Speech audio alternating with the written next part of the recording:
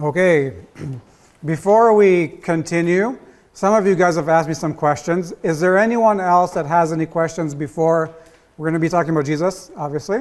But is there any questions so far? Yes. The Maccabees family, or Maccabees? Yes. Were they Jewish? Yes. Okay. Yeah, so the Maccabees were, the term Jewish or Israelites are kind of go back and forth. When the Israelites or the 10 tribes go to Syria and then Judea, right, like Judah, Jews, it's kind of like but now it includes everyone, right? So instead of saying, I switch between Israelites and Jews, I mean the same thing, right? So the 12 tribes, right? So yes, the Maccabeans, they were Israelites or Jewish people. Any other questions before we, yes? The Jews who don't believe in Jesus and the New Testament, are they under the impression that God is still being silent? So yeah, that's a good question. When you say Jewish or Israeli or Israelites, we are a very diverse nation. We have those who don't believe in God at all, right? So there's atheist Jews, right? There are agnostic Jews, so Jews who believe in a power or something that's up there. There are those who have traditional Jews, right? That would kind of hold on to believing in some of the Old Testament, kind of pick and choose whatever suits you. And you don't, let's say Day of Atonement, right? The feast that deals with sin, you kind of ignore it because you don't want to deal with sin. You have religious Jews, right? So this is going to be the guys with the kippah, right? And then from there you have ultra Orthodox. You have their whole world by themselves, right? So when you say Jewish in general, there's many opinions, right? And what we'll see pretty soon here is the opinions about Jesus, right? A lot of important cultural things come out of this period of time. But we'll talk about what did Jews do with Jesus, because it's going to be a really important thing. But just when we say Jewish people, we need to understand there is everything under the tree or the heaven under what the term is there, but we're very diverse. Okay? Yes? If I understand right, the next king that's going to be sitting on the throne of David will be Jesus Christ? So what was the question? I said, the next king that will be sitting on the throne of David will be Jesus Christ? I mean, the answer is yes, based on what I believe.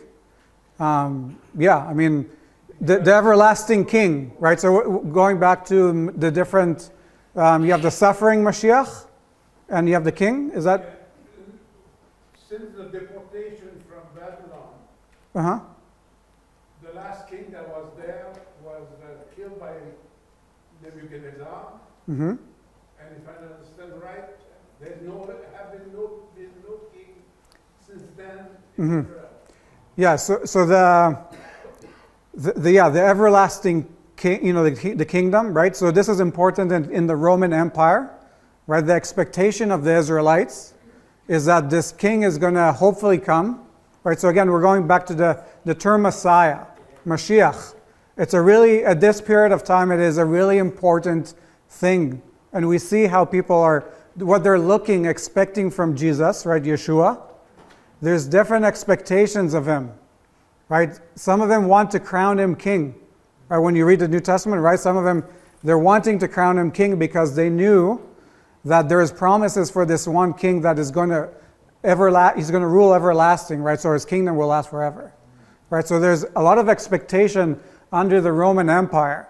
You can see that tension within the New Testament between the Pharisees, Sadducees, the disciples. There's a lot of tension because the Romans were really brutal with Israel. But going back to the idea of Messiah, right? So yeah, we talked about there's a suffering Messiah. We see that in Isaiah 53. That's the main one. right? A person who suffers for the people, who takes away the iniquities, right? That is hurt for the people, right? There's something, a suffering person.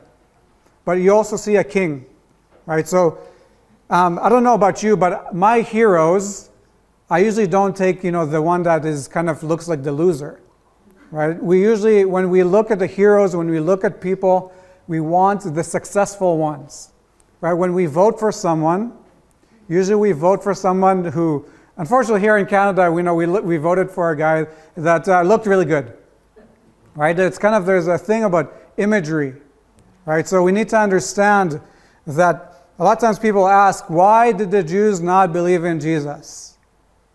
Right? Today, most Jewish people don't believe Jesus was the Messiah that was promised to us. I think it's extremely sad when I talk to a Jewish person. And for thousands of years, God has kind of prepared this for somebody to come to fulfill those promises. I'm going to touch a little bit about those prophecies because it comes up a lot. People think because the English says certain words, then it's super clear, right? Behold, the virgin shall conceive and bear a son, and will call his name Emmanuel. A very well-known prophecy from Isaiah, and we say, well, Mary was a virgin, so Jesus is the Messiah, right? Hebrew is a complex language. When you study biblical Hebrew, you need to understand that one word can mean multiple things, right? So the Hebrew word for virgin, or the Hebrew word that's get used in that prophecy in Isaiah, is alma. Okay, alma is not virgin specifically. It can mean virgin. It can mean a young lady. Right? We're talking about Psalms 22. Right? There is piercing that gets happened. The Hebrew word can mean piercing, or it can mean a lion. We need to understand that there is the way you interpret things can change the trajectory of how you see things. Right? Later on, we'll see what some of the rabbis have done, because they really made a cocktail out of a lot of things that for a lot of people, it is really difficult for them to see Jesus is fulfilling those promises. Okay, but we have this person, the most famous Jewish person has ever lived. We're just saying 2.4 billion people claim or are influenced in some way by this guy right here. A Jewish person that was born in Bethlehem to an unimportant family from the line of David. Now, how do we know they were from the line of David? That's an important question that we should be asking. How do we know? But how do you know? I mean, but let's say census is more the area that you're from, right? So I mean, the census doesn't give you lineage all the way back. There's a question: how do they know? Because they are proclaiming in the New Testament. They're not asking if he's the son of David. They're proclaiming he is. The way they kept the lineage of David was kept in the temple. So in the temple, it wasn't just the sacrifices. They kept records of the lineage of David, because this was, again, the most important person to pay attention to. Interesting enough that when the temple gets burnt by the Romans in 70 AD, those records get destroyed as well. All right, so today, how do we, if I say I'm the son of David, and I'm a Messiah, there is no way for you guys to, there's no way to prove it. Again, I can change my last name to Ben David, right, son of David, and say I'm from the son of David, but there's no actual way to show it. The interesting thing is that there was a timeline to when the Messiah could come, before we are no longer know which tribe we come from. I don't know what tribe I'm from, right? There are some who say that there are Kohanim, they're the priests or the Levites, because their last name says Cohen or Levi. But again, what we see in the Old Testament is that some of those priestly positions were bought They were bought with money because they gave you a lot of influence. Right? So a lot of times I will tell Jewish people that by the time the temple gets burnt, but after that, we don't really know. There's no way for us to know who is Mashiach ben David. This person is born in Bethlehem, and he's causing a lot of trouble for the political scene in Israel. Thousands of people are following him, and he's poking at the Pharisees, at their traditions. The Sadducees don't quite know what to do with him because he's kind of outside the box. The Jewish people of that time were expecting the king. Again, dealing with sin, they had a system. Right? God gave them a system. The king, they needed the king. Right? Give us the king. Jesus did not fulfill that. Right? Question. Yes. In Misha 5, 1, he said the Messiah is supposed to born in Bethlehem, America. Ephrata, yeah. Did they believe that? So yes and no. So there's some. So he's referring to the prophecy that a Messiah will be born out of Bethlehem Ephrata, which is Bethlehem by Jerusalem. Some would say that the Messiah or a Messiah was born in Brooklyn. Right? We'll get there. How do we get there? We'll get there tomorrow, because there's a lot in between, right? But let's say you go to a Jewish person or a person who does not believe in the Bible. I've talked to somebody about talking to people about Jesus. Again, sometimes we go to a person who does not believe in the Bible, and we say, "Look at all these prophecies that Jesus fulfilled. You should repent." And they sit there and like, "Well, this is all made up." It's interesting to see that for us, this is really meaningful, right? Because we're looking backwards and we're seeing he fulfilled all these different things because we believe, right, in God. We believe in this as authority. When someone does not want to believe that this is the Messiah, you'll do all sorts of things to make it so he can't be the Messiah, right? An example, Isaiah 53. Right? Isaiah 53 tells you a story about a person that will suffer for the people. Right? That he will take the burden and the sin of the nation. Orthodox Judaism says that person is actually the people of Israel. Right? So as long as you change one thing, you can change it. We're talking about little angles, right? You change it, one little word or one little dot the wrong way, and you can change almost anything you want. It shows our human heart, really. When we don't want to believe in God, when it's so obvious that there is one, I believe, we do all sorts of weird things to make it so it's not so. Right? When we don't want to believe that the resurrection exists, we have to do all these gymnastics to try and make it so it's not. The facts are not facts. And the Jewish people have been experts at doing that, right? And we will understand soon why, right? Because it's not for no reason. But what we do see is thousands of Jewish people starting to believe in Jesus as the Messiah, as we'll see in Acts, right? All of it in the beginning was Jewish. The reason why, again, I don't say I converted is because just like Jesus, I am Jewish, and just like Paul and Peter, and all of this book is a Jewish book. All of it, right? It's not like the Old Testament was Jewish and then the New Testament just because it's written in Greek, right? When we understand that all of believers were in the beginning, or almost all of them, were Jews, right? We need to understand Jesus is speaking to Jewish people. Somebody asked me, if you are Jewish and you don't believe in Jesus, do you still go to heaven? And my answer is absolutely not. Jesus spoke, everything he spoke was to the Jewish people. Right? When he's saying, I am the way, the truth, and the life, he's talking to Jewish people. Right? So we need to understand that this is the roots of Christianity is Jewish. And when we want to learn more about this, the whole book, understanding Jewish thinking will help us understand what is going on in all these stories.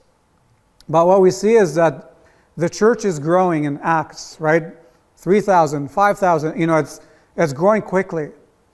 And you are seeing this fight between the Pharisees or the religious leaders, right? The Pharisees and Sadducees at that point, trying to know, how do we deal with this? How do we deal with this growing movement that is disrupting our way of life, disrupting our power? What do we do with them? And what they have chosen to do was to persecute, right? We see that all throughout the book of Acts. The Jewish leaders persecute. Paul, right, was chief among them, right, persecuting the believers. But later on, we see, again, this is not in the New Testament, but we see an intentional separating the Jews who believe in Jesus out of the synagogue. So synagogue, right? Does everyone know like a synagogue, the place of prayer for the Jewish people? That's an ancient thing, right? Jesus went and spoke in synagogues. But the synagogues was where life happened for the Jewish people. The Jewish people are tribal, especially in that time. Today we're a lot more individualistic, just like Western, everywhere else. But at that time it was tribal. If you wanted to get married, right, you would have to do it with a group. If you wanted to celebrate the feasts, it was all in a group. If you are able to get the Jewish believers in Jesus out of the community, you need to kick them out of the synagogue. And what you see is that the pushing them out of the society so that they are no longer considered Jewish. Right? And it's a theme that we will see continue happening. But Jesus rises, the church is growing, and then for us, it kind of looks like the story ends. Right? The story ends. The church, if you look at church history, it is really interesting to see that it started Jewish, very quickly it goes to the Gentiles, and then our relationship between the Jewish people and the church is a rough story. The temple gets burnt in 70 AD. So the Jewish people they're looking to see if they can be like the Maccabees, right, and overturn the Roman Empire. So they had a Messiah named Bar Kokhba. Bar Kokhba is one of the Messiahs that was just after the time of Jesus. What you see after the time of Jesus is the term rabbi really gets, even in the New Testament, it is already a thing. But after the time of Jesus, it really explodes and becomes really important in Jewish life. The Jewish people revolt against the Roman Empire, and the Roman Empire just goes and destroys. It said that they killed around 1 million Jews. They burned the temple, and they weren't allowed to go back to Jerusalem. They pretty much destroyed a lot of Jerusalem and didn't allow them to go and rebuild. Right? So the destruction of the Second Temple in 70 AD is still one of the most horrific things that happened to the Jewish people. Maybe it's a point to say that's the change of the name of Jerusalem to Ilya Capitolina, and Israel became Palestine. So yeah, thank you. So she is Israeli, so she is helpful over there. Yeah, I'm just about to touch about the changes there. Right, the first thing is the burning of the temple. Right, so burning of the place of worship.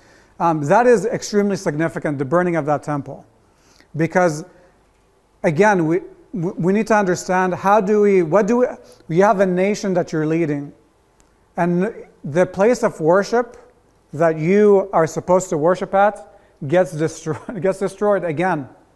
What do you do with this nation? How do you lead them to still worship God, but maybe not be dependent on this temple? Remember, there's Sadducees, control the temple, control the people. There's the Pharisees. When that temple gets destroyed, guess who gets all that power? The Pharisees. The Pharisees become the group who leads, and the term rabbi gets really popular. Okay, so again, temple gets destroyed. There's a huge power shift. The Sadducees, they disappear. Yeah, disappear, yeah. They still exist, obviously, right? But they're insignificant. Yeah, scribe too. The scribes they change it a little bit, Okay. right? But it's there's a huge shift of power, which is really significant, because when you see an Orthodox Jew today, they are Pharisaical. It's still the same line from the Pharisees, right? It's evolved, and we'll see, how that evolves. But we need to understand that there's a huge change in the way Israel worship gods at this point. The power shifts, the way of worship shifts, right? So it goes from the temple, it goes to synagogues, right? It goes to rabbis, right? So when people come to Jesus and say, Rabbi, rabbis held authority, but at this point, they're going to hold a lot of authority. Okay, the question? Yes, is that after the destruction of the temple, a lot of Christians believe that Israel is finished, Mm-hmm. and the church replaced Israel. Sure. Why is that thinking? So it's called replacement theology, right? So the idea that Israel is no longer, and the church replaced. I think it comes from a dislike of Israel. I think there's a dislike of Israel, so that way, I notice that there's a lot of times people want to take away the covenants that God, there's some conditional ones, right? Mount Sinai is a conditional one, right? So they kind of try and take all the. We live in a culture that doesn't like favoritism, right? So when you say chosen, it kind of sounds special. There is different people who try to take away different covenants away, or turn the whole church into Israel. I believe that we are, we're all the people, God's chosen people, right? So we are all included. Jesus is the most important thing. It's not being Jewish or but I think it's important for us to understand that we joined the same thing that God did with the Israelites, the fulfillment of the promise to Abraham, right? That all nations will be blessed is with Jesus, right?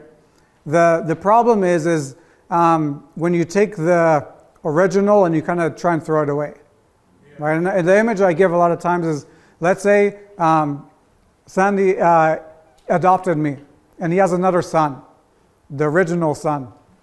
And, we play nicely and everything, but slowly I try to kick him out of the house. That would be insane. A lot of times we'll see very quickly the church does that with Israel. Okay, and I think, I don't know exactly, I'm not going to get into why and all that kind of stuff, because we don't quite know, but what we do see is that very quickly, when the church becomes established, there is a big hatred or trying to make Israel not important, or almost a cursed thing, right? Which continues to today, right? Something else that's important to notice is that at this point, Jewish people are living all over, southern Europe, northern Africa, right? So Alexandria had thousands of Jewish people, if not hundreds of thousands, in Alexandria, right? So even on Pentecost, right? The Jewish people are coming to Jerusalem, right, to celebrate the feast of Shavuot, right? So it's just important to understand that the Jewish people were already all over. That's why when Paul goes, he goes to the synagogues, right? So it's just important to realize that at this point, Jews are already dispersed all over the Roman Empire. Soon it's going to be much, much more. Okay, so again, temple gets destroyed, and we are ushered into the era of rabbis. Okay, before we get into the, we'll start with the rabbis. Okay, we're going to go a few more minutes and then okay. The era of rabbis really gets ushered in when that temple gets destroyed. Because, again, how do you deal with the power? You give it to individuals that they run synagogues and they're going to run your whole life, right? Again, Jesus was called a rabbi, but he never took that authority as, he never used that term. Right, but we know that it existed because of the New Testament. Something that I really encourage you is to study how the New Testament came to be as a book. That's another thing that can really strengthen your foundation and your beliefs. To see how the New Testament, how it was written, because it gives us so much into that world. If we did not have the New Testament, we would lose so much of Jewish history. Right? So those who study Jewish history, we would lose so much because the New Testament actually tells us about rabbis. It's the earliest form of written history that we have about rabbis, about the prayer shawls, about the washing of hands, which are all Jewish traditions. Right? So again, the New Testament gives us a ton of history into Jewish life. And at the period of after the burning of the Second Temple, we have the sages. It's a time of the sages of Israel, the rabbis that are still to this day are the most regarded rabbis in Jewish history. Right, so Gamliel. Does anyone who know who Gamliel is? He's from the New Testament, so you should know. The chief what's called the chief of the big chief. The big chief, I like it. Yeah, he would love it too. Big chief. He was the high priest, right? So we have Paul studied under Gamliel, right? So when Paul says I studied under Gamliel, he's not like this is a big deal, right? Gamliel is one of the rabbis that is still considered to this day as one of the big chiefs, right? Big guys, right? In rabbinical Judaism. What we see as another one is Rabbi Akiva. Rabbi Akiva is a. I'm not going to go into details about him himself, but he is extremely important. Rabbi Hillel. There's a whole bunch of them that between the resurrection to probably 150 AD, that they start forming Jewish thinking. Have you guys heard about the Talmud? Okay, nice. The Talmud is the oral law, right? The oral law that later on gets written. Okay, so later on, not today, tomorrow, we'll talk about because it's really important, but at this time you have development of oral law, right? So oral law, again, if we remember back in Moses, they believe that Moses, when he came down, he came with the written, the Torah, and the oral, right? So how to live this out. At this time, right, so between, again, this is going to be 1st, 2nd century, we have rabbis who are going to be their way as I argue. So me and Sandy would stand here, and we would argue about, kosher stuff, right? So is this phone, is it kosher for us to use? Is this computer, is it? And they go back and forth. So when the Talmud is going to be oral law that was given, and then rabbinical interpretations or arguing back and forth. And you have, I'm not going to get too much into it, but there is volumes of books, right? So when you see an Orthodox home, a lot of times you'll see tons of volumes on their bookshelves. And that is Gemara, Mishnah. It's a whole thing of rabbis who have taken the oral law that you see from the New Testament, and they just go at arguing and debating, and this guy does this. A really important story that will help you understand the Jewish thinking, the rabbinical Jewish thinking. It's about an oven. An oven that gets destroyed, and they're trying to think, if we put mortar over it, right, will it be kosher? Kosher means it's the Jewish dietary restrictions, right? If we put, it has to be done in a certain way, and there's argument between one rabbi and a group of rabbis. The one rabbi said, there's no way this is going to be kosher, right? And I'll make signs. I will even perform miracles to show you that God is with me. The other group of rabbis said, even if we see the miracles, we will not believe it. There's miracles that happen and they don't believe it. He says, I will make God speak from the heaven, right? So you'll believe me. The group of rabbis said, even if we hear it, we will not believe it. The voice speaks and they don't believe it. They're saying, no, we are. And the story goes at the end is that God eventually speaks and he says, my sons have won me. That's how the story ends, is that my sons, the group of rabbis, have won God. They overcame the group thinking was more important than the audible voice of God. All right, so you need to understand that at this time, there is a huge shift of power between what is written, right, so this, to what is oral. Okay, that's oral's more important than that. So today, if you tell an Orthodox person Torah, right, the Torah, Yeah. for them it's all the same. Oral and written is all the same authority. Oh. Right? What Rabbi Akiva said about this is just as important about what Moses wrote. Right? So we do the same thing. Right? New Testament, we believe that it is the Word of God. Right? I mean, if you believe in Jesus, right, that's kind of you believe that is the Word of God. Right? Paul had authority to write, right, and we believe it's the Word of God. For them, it's just different. It's rabbis. Right? So the rabbis wrote, and that has authority. Just like God, it does not matter if Moses or Rabbi Akiva wrote it. It's the same thing. Rabbi Akiva is actually has more authority than Moses. That is the second, like usual. You got the Koran and you got the Hadith. The Hadith is like the Talmud, like a Jew. He's the same like Musulman. Yeah, because you got the Koran, Musulman. That's the book like The Quran. Koran, like a Torah, and you got The Hadith. Hadith. Hadith is like the Talmud.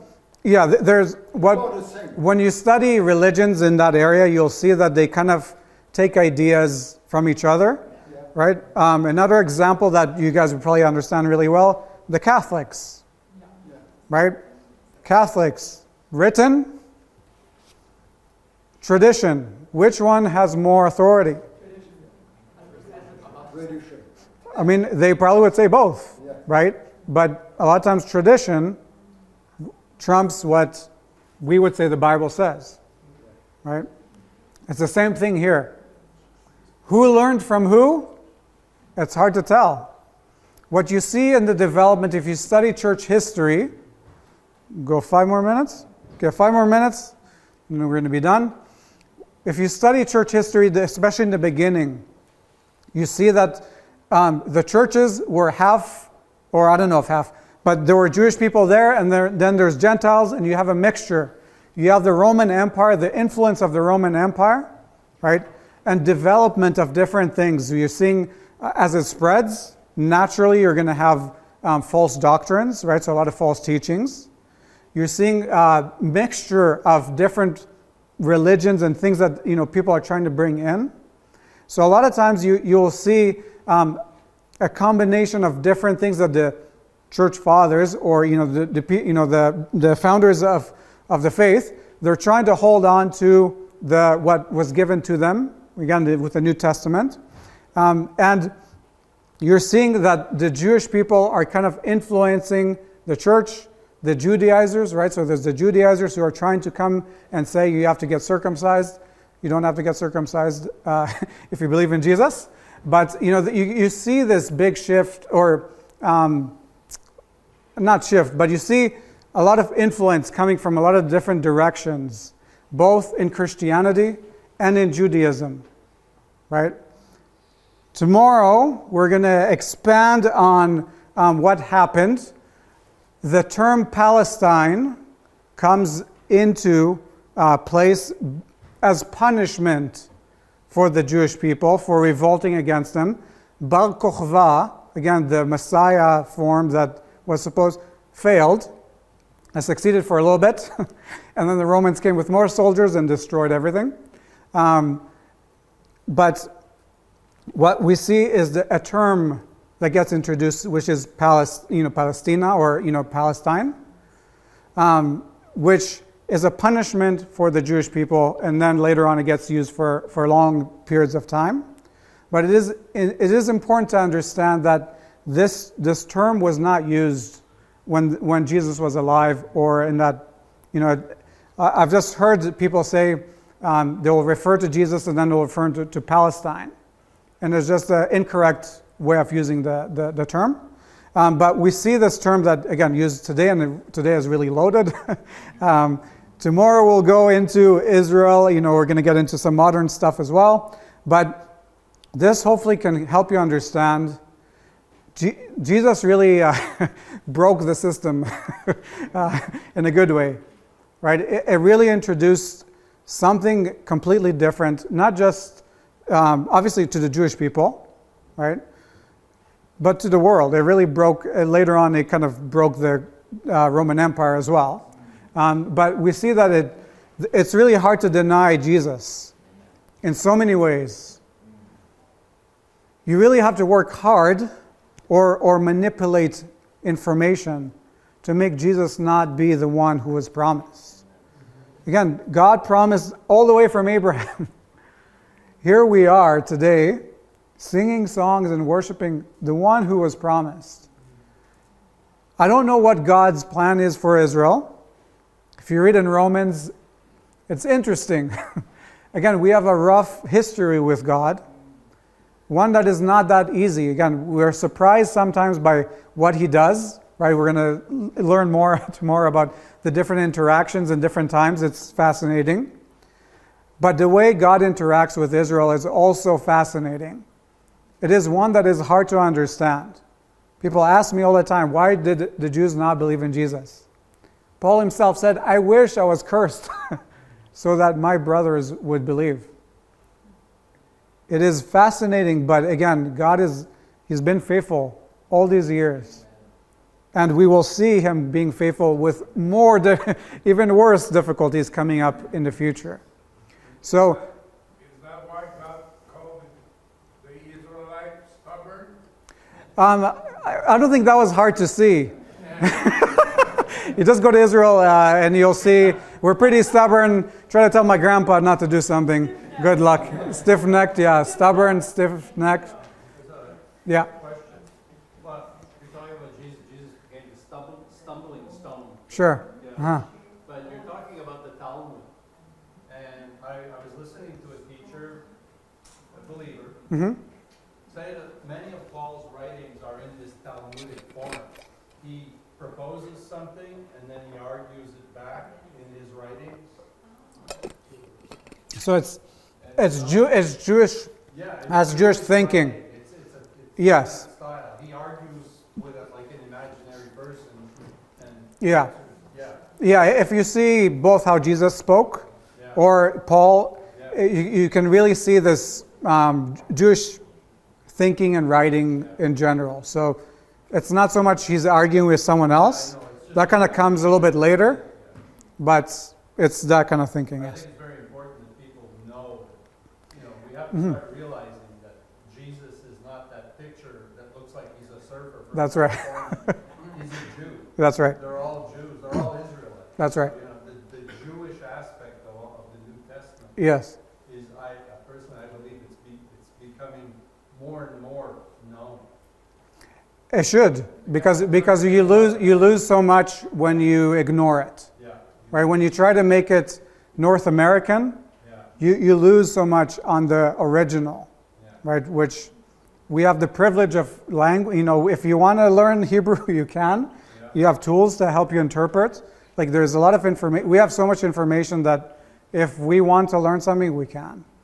I will stick around. Okay, if you have questions, come and ask.